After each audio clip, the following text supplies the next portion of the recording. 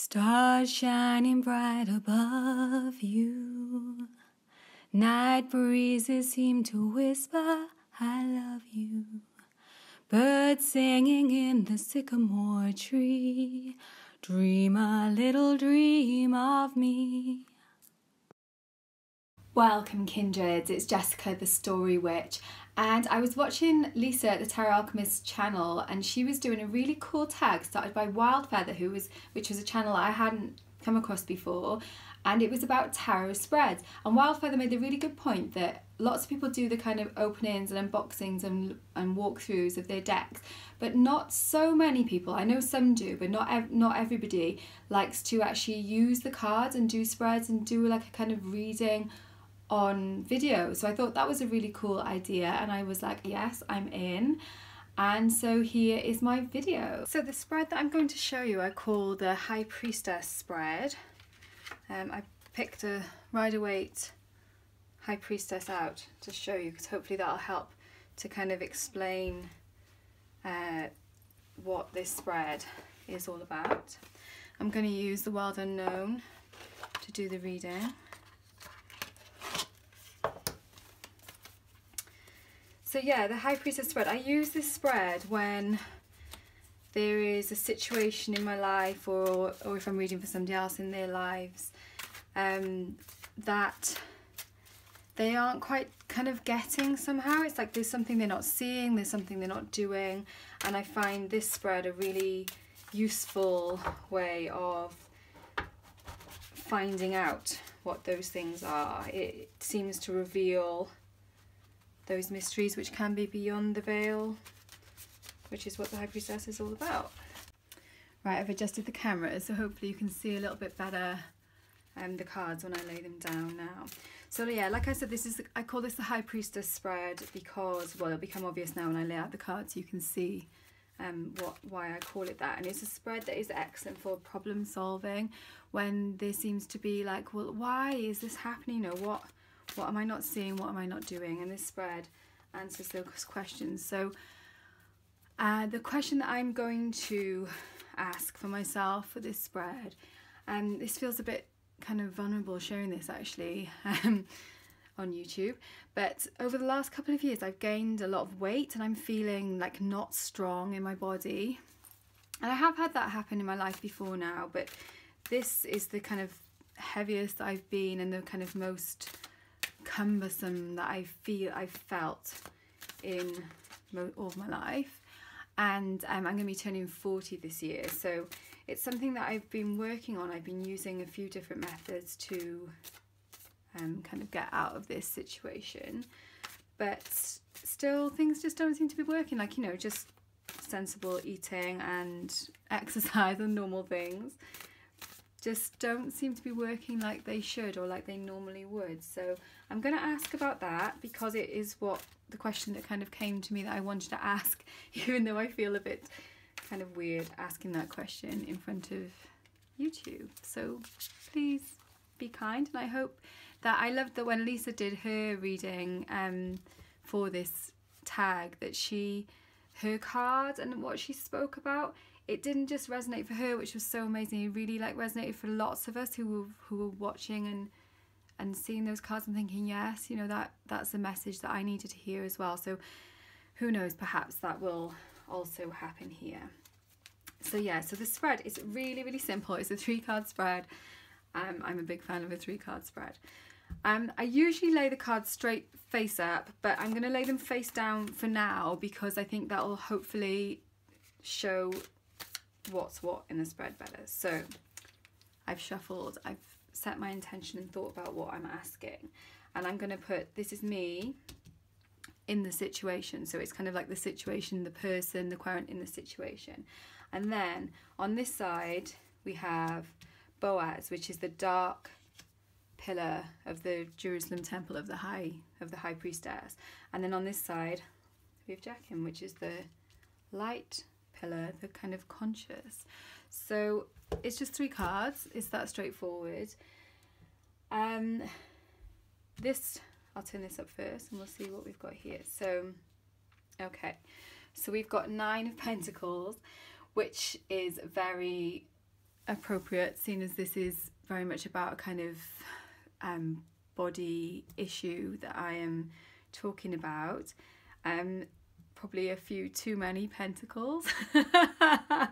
Perhaps I am indulging myself too much, and that is true. But also that Nine of Pentacles is a really kind of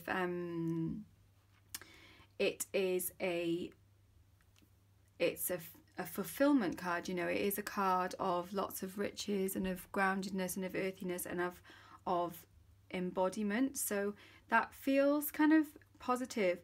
But this card has actually come up for me quite a few times in kind of self-care type spreads.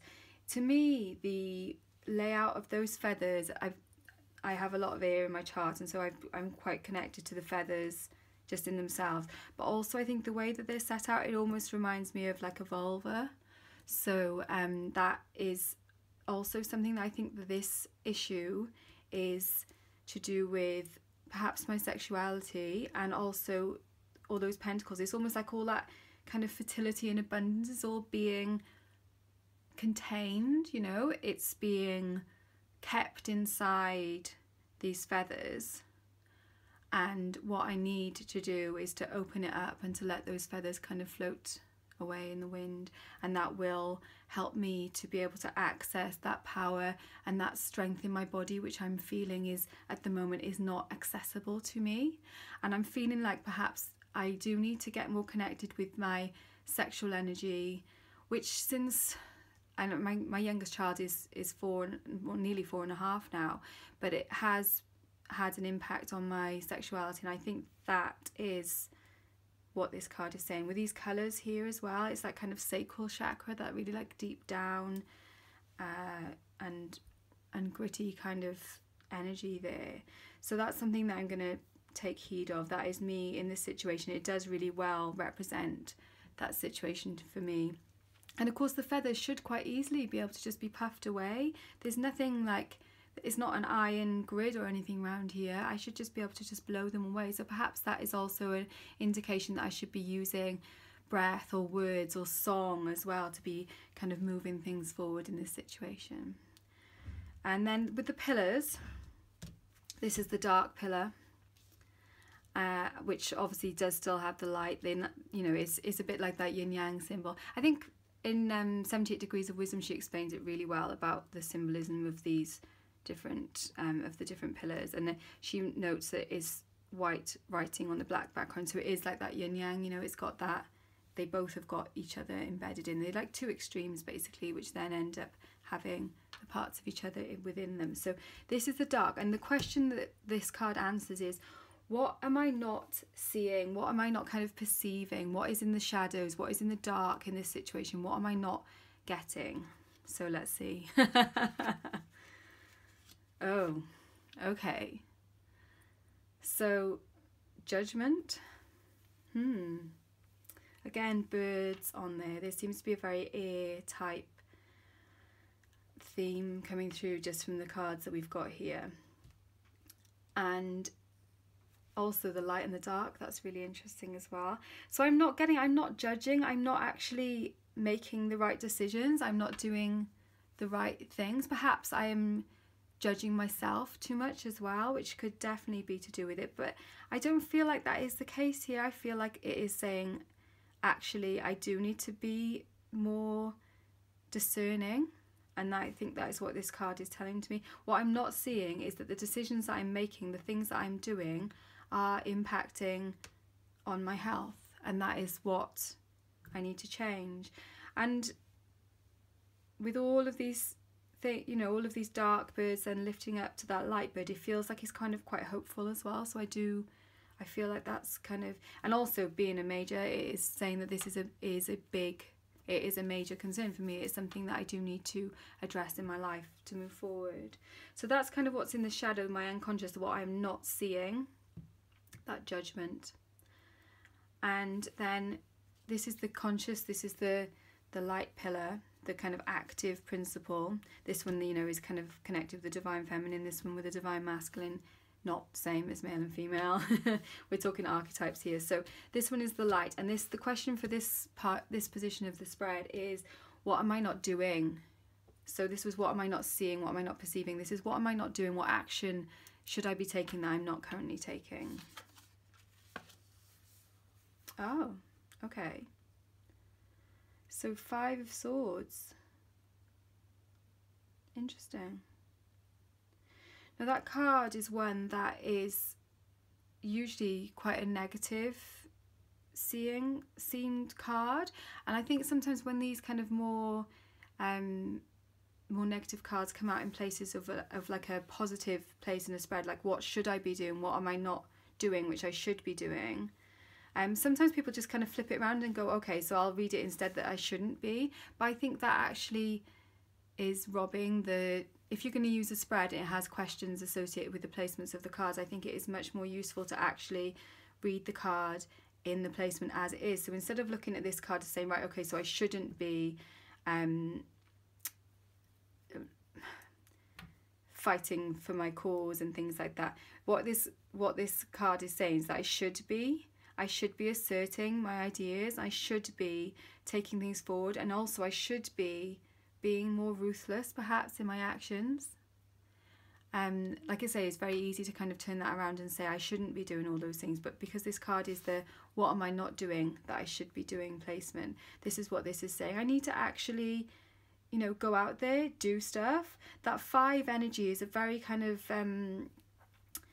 it's a very active energy, which is, you know, very much in tune with the placement of this card. It's also quite an aggressive energy, so perhaps I've been thinking about perhaps taking up something, you know, like a sport or something, and martial arts is something which has been appealing to me, so potentially perhaps that might even be kicking me in that direction as well. Although I would have thought that more if this had been 5 of Wands instead of 5 of Swords. So because it's swords and it's that kind of mental energy, it's almost like I need to choose that one cutting idea and just kind of go with it.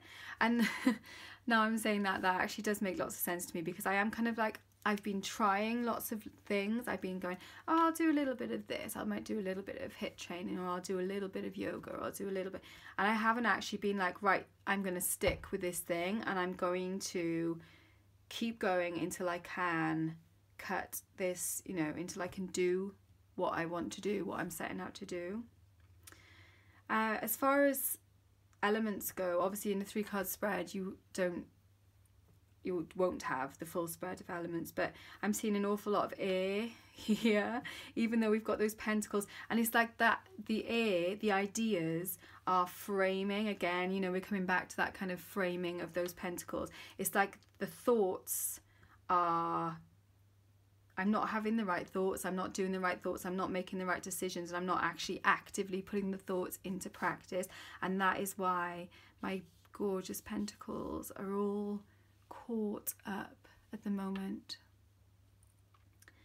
If you have your own interpretation of the cards, and it's so weird doing a reading kind of like on YouTube like this, even though I do them, I like to do kind of written readings usually when I do them for clients over if I'm not seeing them face to face, rather than like video or Skype. Skype actually is fine because you're kind of talking and you're getting the feedback as you go along, so it's a bit weird doing it like this. And I know when I watch these sort of videos on YouTube that I'm always like, oh, and yes, and this, and I want to kind of add my 2 cents to the reading too. So I'm sure if that has been your, you know, you're probably having those ideas, which maybe me in the kind of heat of the moment of doing this video has maybe missed things in this spread. What I tend to do as well with my spreads is take a photograph of them, and then you can refer back to them as well, which I find really useful, because often there'll be things and then afterwards when you look back you're like, yeah, that as well was something that I missed, which would have been really useful. The cards always tell you, but I don't always, I'm sure other people have this too, you know, we don't always pick up exactly everything, that we don't pick all of the nuances up of the message necessarily. I've been reading for quite a long time and I still miss lots of things.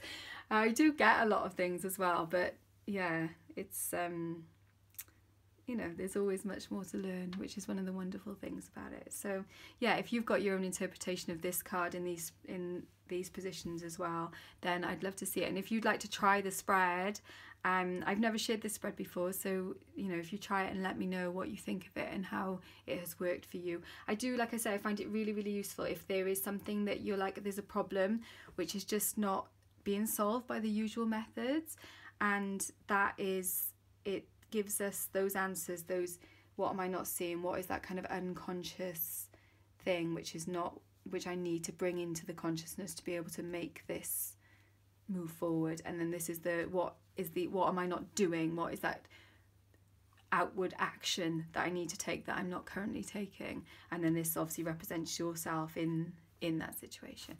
So I hope that has been vaguely interesting and not just a massive waffle. I am a bit croaky still. I've had a bit of a cold over the last few days, so I hope that's I don't sound too much like a frog.